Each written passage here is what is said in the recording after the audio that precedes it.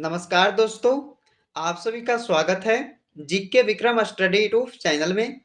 दोस्तों, आज के इस जीके की क्लास में देखेंगे दोस्तों जीके जीएस का टॉप 30 क्वेश्चन। ऐसे 30 क्वेश्चन देखेंगे दोस्तों जो आपके आने वाले सभी एग्जाम के लिए काफी महत्वपूर्ण रहेगा। तो आप लोग इस वीडियो को पूरा देखिएगा। तो चलिए दोस्तों, आज का पहला क्वेश्चन है कि ताजमहल को बनाने में कितना समय लगा था। दोस्तों, ये ताजमहल को बनाने में कितना समय लगा था? तो 22 वर्ष यानी कि 22 साल। इसका आंसर क्या होगा दोस्तों? ऑप्शन बी वाला होगा, 22 साल लगा था दोस्तों ये ताजमहल को बनने में। चलिए नेक्स्ट क्वेश्चन है, किस जीव के पास एक भी दिल नहीं होता है? बताइएगा दोस्तों कि किस जीव के पास एक भी दिल नहीं है। तो इसका आंसर क्या होगा? जेलीफिश। जेलीफिश जो है दोस्तों, इसके पास एक भी दिल नहीं होता है। चलिए अगला क्वेश्चन है, किस देश के ज्वालामुखी का लावा नीला रंग का है? दोस्तों, किस देश के ज्वालामुखी का जो लावा है वो नीला रंग का है? तो बताइएगा किस देश का? इंडो इंडोनेशिया देश का। यानी कि तीसरे क्वेश्चन का से इसका राइट आंसर हो जाएगा। चलिए दोस्तों, अगले क्वेश्चन की ओर चलते हैं। तो अगले प्रश्न में पूछा है कि मोबाइल फोन का आविष्कार किसने किया था? दोस्तों, काफी इंपॉर्टेंट क्वेश्चन है कि मोबाइल फोन का आविष्कार किसने किया था? मार्टिन कूपर ने किए थे। यानी कि चौथे नंबर क्वेश्चन का बी इसका राइट आंसर होगा, मार्टिन कूपर के द्वारा ये मोबाइल फोन का आविष्कार किया गया था। अगला क्वेश्चन है दोस्तों कि मनुष्य के शरीर में सबसे बड़ी कोशिका कौन सी होती है? दोस्तों, मनुष्य के शरीर में सबसे बड़ी कोशिका कौन सी होती है, उसका नाम क्या है दोस्तों? तो तंत्रिका कोशिका। यानी कि बी इसका राइट आंसर होगा ये 5 नंबर क्वेश्चन का। चलिए अगले क्वेश्चन है, भारत में दास प्रथा पर प्रतिबंध लगाने की अनुशंसा कब की गई थी? तो भारत में दास प्रथा पर दोस्तों प्रतिबंध लगाने की अनुशंसा किया गया था 1843 ईस्वी को। चलिए इसका आंसर बी वाला हो जाएगा। चलिए अगले क्वेश्चन है कि किसी राज्य का राज्यपाल किसके प्रति उत्तरदायी होता है? तो दोस्तों, ये राष्ट्रपति के उत्तरदायी होता है, याद रखना। 7 नंबर क्वेश्चन का इसका ए राइट आंसर हो जाएगा। चलिए अगले क्वेश्चन है दोस्तों, 8 नंबर क्वेश्चन में पूछा गया आपसे कि डॉक्टर राजेंद्र प्रसाद संविधान सभा के किस समिति के अध्यक्ष थे? तो बताइए दोस्तों, डॉक्टर राजेंद्र प्रसाद जी जो हैं वो संविधान सभा के ये दोस्तों प्रक्रिया नियम समिति, संचालन समिति, वित्त एवं कर्मचारी समिति, ये तीनों के दोस्तों ये अध्यक्ष थे। याद रखना। तो इसका आंसर क्या होगा? ऑप्शन डी वाला हो जाएगा, उपयुक्त सभी। अगला क्वेश्चन है कि भारत का राष्ट्रीय पहनाव क्या है? यानी दोस्तों भारत का जो राष्ट्रीय पहनाव है वो क्या है? धोती कुर्ता। इसका बी राइट आंसर हो जाएगा। अगला क्वेश्चन आता है कि किसके जन्म दिवस को खेल दिवस के रूप में मनाया जाता है दोस्तों? तो किसके जन्म दिवस को खेल दिवस के रूप में मनाया जाता है? तो मेजर ध्यानचंद जी को।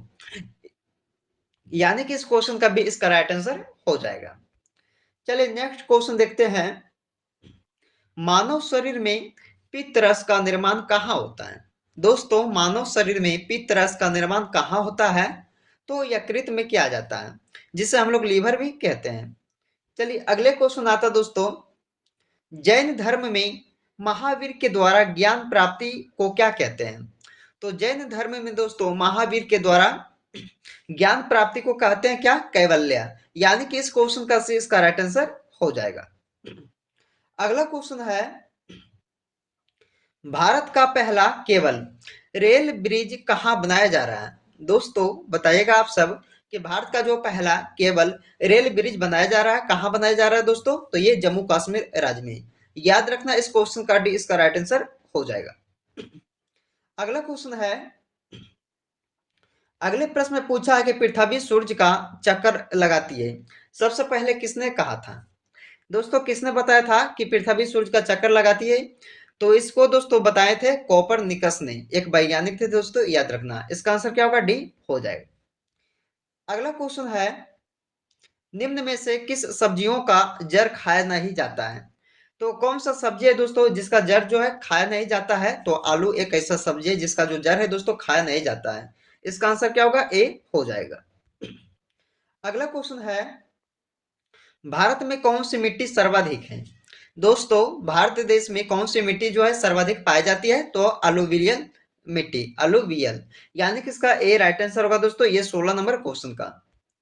चलिए नेक्स्ट क्वेश्चन है कि हीराकुंड जल विद्युत परियोजना किस नदी पर स्थित है?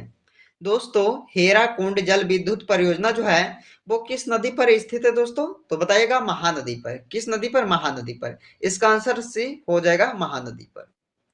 अगला क्वेश्चन है मध्य प्रदेश का कौन सा शहर क्षिप्रा नदी के तट पर बसा हुआ है? दोस्तों मध्य प्रदेश का वह कौन सा शहर है जो क्षिप्रा नदी के तट पर क्या है दोस्तों? बसा हुआ है। तो उज्जैन शहर हो जाएगा, यानी कि इसका बी राइट आंसर हो जाएगा। अगला क्वेश्चन है मणिकर्ण गर्म जल स्रोत किस राज्य में स्थित है? तो मणिकर्ण गर्म जल दोस्तों स्रोत जो है ये है हिमाचल प्रदेश राज्य में, यानी कि इस क्वेश्चन का से इसका राइट आंसर हो जाएगा। अगला क्वेश्चन है हरित क्रांति का पिता किसे कहा जाता है? हरित क्रांति का पिता किसे कहा जाता है दोस्तों? तो नॉर्मन बोरलॉग को, यानी कि इसका ए राइट आंसर हो जाएगा। अगला क्वेश्चन है कि क्षेत्रफल के मामले में कौन सा देश भारत में बड़ा नहीं है? तो क्षेत्रफल के मामले में देखा जाए दोस्तों तो ये देश का जो भारत देश का जो भारत में बड़ा नहीं है वो कौन सा हो जाएगा? इंडोनेशिया देश, यानी कि इस क्वेश्चन का डी इसका राइट आंसर हो जाएगा। अगला क्वेश्चन है कि भारत में ही उत्पन्न होने वाली सबसे लंबी नदी कौन सी है? दोस्तों आपके लिए अच्छा क्वेश्चन इसे याद रखिएगा कि भारत में ही उत्पन्न होने वाली सबसे लंबी नदी गंगा नदी को कहते हैं। इसका ए राइट आंसर हो जाएगा। अगला क्वेश्चन है कि भारत के संविधान का 73वां, क्या दोस्तों? 73वां, याद रखना है 73वां संशोधन किससे संबंधित है? काफी बार एग्जाम में इसे पूछा गया इसे, तो आप लोग इसे याद रखिएगा। तो भारत के संविधान का 73वां संशोधन दोस्तों ये पंचायती राज को कहा गया है। इसका आंसर क्या होगा? सी वाला हो जाएगा। चलिए नेक्स्ट क्वेश्चन है नागरिकता अधिनियम कब लागू हुआ था? नागरिकता अधिनियम को दोस्तों 1955 ईस्वी को लागू किया गया था। कब? 1955 ईस्वी को। याद रखना इस क्वेश्चन का बी राइट आंसर हो जाएगा। अगला क्वेश्चन है कि राष्ट्रीय एकता परिषद की स्थापना कब की गई थी? तो राष्ट्रीय एकता परिषद की स्थापना किया गया था 1961 ईस्वी को, यानी कि इस क्वेश्चन का इसका राइट आंसर हो जाएगा।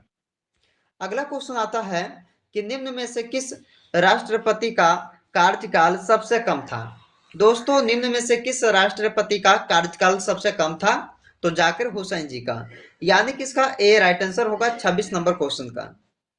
चलिए अगला क्वेश्चन है कि राजतरंगिणी में किस इतिहास का वर्णन है?